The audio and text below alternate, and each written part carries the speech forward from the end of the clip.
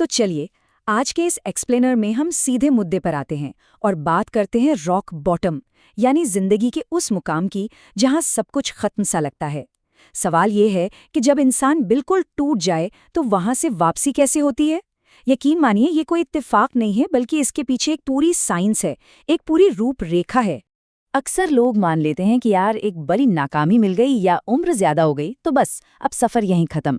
लेकिन जरा सोचिए, क्या हो अगर जिंदगी का सबसे बेहतरीन चैप्टर अभी शुरू होना बाकी हो। आज हम दो ऐसे लोगों की बात करेंगे जिन्होंने इस बात को सच साबित कर दिखाया है। जिंदगी कितनी भी जोर से क्यों ना पटके, वो कभी भी एंड नहीं होता। तो हमारा पहला हिस्सा है रॉक बॉटम की सच्चाई। यहाँ हम दो बिल्कुल अलग दुनिया के लोगों की कहानी देखेंगे। पहले हैं 55 साल के टेक अरबपति डॉक्टर आमिर और दूसरी हैं 64 साल की टिकटॉक स्टार, जिन्हें लोग प्यार से क्रेजी आंटी एन कहते हैं। इन दोनों की जीप की शुरुआत उस वक्त हुई जब चारों तरफ सिर्फ गहरा अंधेरा था। अब देखिए इन दोनों की परेशानियां कितनी अलग थीं। एक तरफ डॉक्टर आमिर, जिन्होंने शेयर बाजार क्रैश में अपनी करोड़ों की संपत्ति गंवा दी और खुद को अपने परिवार की नजरों में एक फेलियर मान बैठे, और दूसरी तरफ आंटी एन, जिन्होंने शराब की लत के चलते अपना परिवार खो दिया, 7 बार डिटॉक्स में फेल हुई और उनका वजन घटकर सिर्फ 38 किलो रह गया था। लेकिन हालात चाहे जो भी हों, करोड़ों का नुकसान या सेहत और परिवार का जाना, बिल्कुल निचले स्तर पर होने का जो मानसिक दर्द होता है ना, वो दोनों के लिए बिल्कुल एक जैसा था। वो हताशा एकदम सेम थी। आगे बढ़ते हैं हमारे दूसरे हिस्से पर, एनिमल ब्रेन, यानी हमारे अंदर के पार्श्विक मस्तिष्क को शांत करना। इंसान इतने बड़े दर्द को आखिर कैसे हैंडल करता है, इसे समझने के लिए हम डॉक्टर आमिर के मनोवैज्ञानिक तरीके को देखते हैं। यहाँ सबसे दिलचस्प चीज़ है एनिमल ब्रेन की भूमिका। ये हमारे दिमाग का वो हिस्सा है जो किसी लॉजिक या तर्क से नहीं चलता। ये बस डर और शारीरिक चोट को प्रोसेस करता है। जब कोई बड़ा सदमा लगता है तो यही हिस्सा डर के जाल में फंस जाता है और नई शुरुआत करने में हमारा सबसे बड़ा आंतरिक दुश्मन बन जाता है। मतलब आप इसे लॉजिक से नहीं समझा सकते कि सब ठीक हो जाएगा, ये बस पैनिक करता है। तो फिर लॉजिक को वापस कैसे लाएं? इसके लिए नर्वस सिस्टम को शांत करने की एक खास फिजिकल प्रोसेस होती है।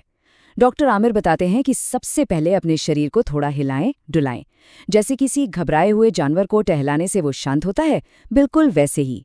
फिर अपने आसपास के माहौल पर ध्यान दें, जिसे हम ग्राउंडिंग कहते हैं, ताकि दिमाग वापस असलियत से जुड़ सके।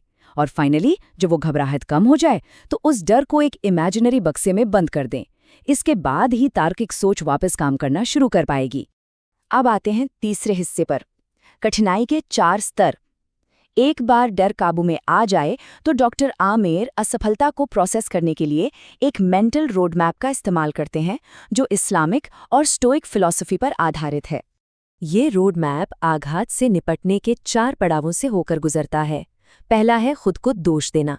ये वो स्थिति है जहां इंसान खुद से नफरत करता है और कुछ कर नहीं पाता। इससे हमें बचना है। दूसरा है धैर्य, मतलब उदासी तो है लेकिन चलना नहीं छूटा है। तीसरा लेवल है स्वीकृति यानी एक्सेप्टेंस, जहां बदलाव को गले लगाकर आगे बढ़ा जाता है। और आखिरी, जिसे हम बॉस लेवल कह सकते हैं, वो है कृतज्ञता। इसका मतलब है उस भयानक अनुभव के लिए भी शुक्रगुजार होना, क्योंकि असल में उसी ने आगे के लिए ज्यादा मजबूत बनाया। चलिए अब बढ़ते हैं हमारे चौथे हिस्से की तरफ। कभी भी बहुत देर नहीं होती।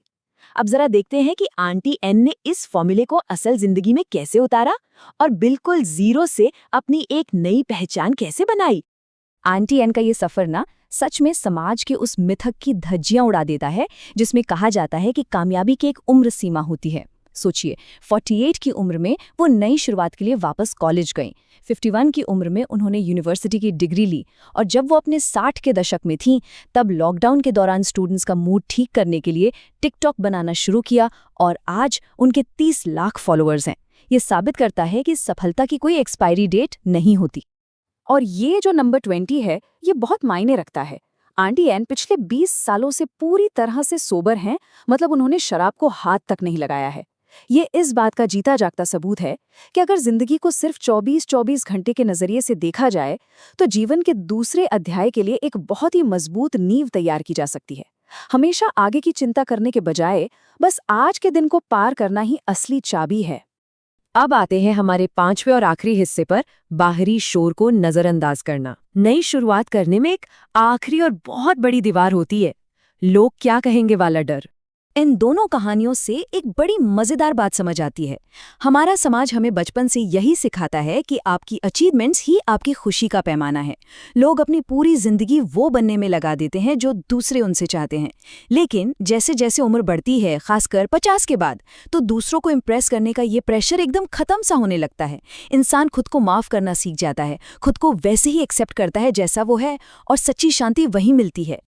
आंटी की एक बहुत ही कमाल की बात है, उन्होंने कहा था, आपका दिमाग एक बगीचा है और आपके विचार उसके बीज हैं। आप चाहें तो फूल उगा सकते हैं या फिर खरपतवार। ये बात एकदम सटीक है। हमें जानबूझकर सिर्फ पॉजिटिव विचारों को चुनना होगा और दुनिया क्या जज कर रही है उसे पूरी तरह से इग्नोर करना होगा। जो बोया जाएगा वही मन में फलेगा, फूलेगा। इस बात पर जरा गहराई से सोचिएगा। जब कोई 90 साल की उम्र में किसी ओल्ड एज होम में बैठा होगा, तो क्या इस बात का पछतावा नहीं होगा कि काश उस दिन वो रिस्क ले लिया होता।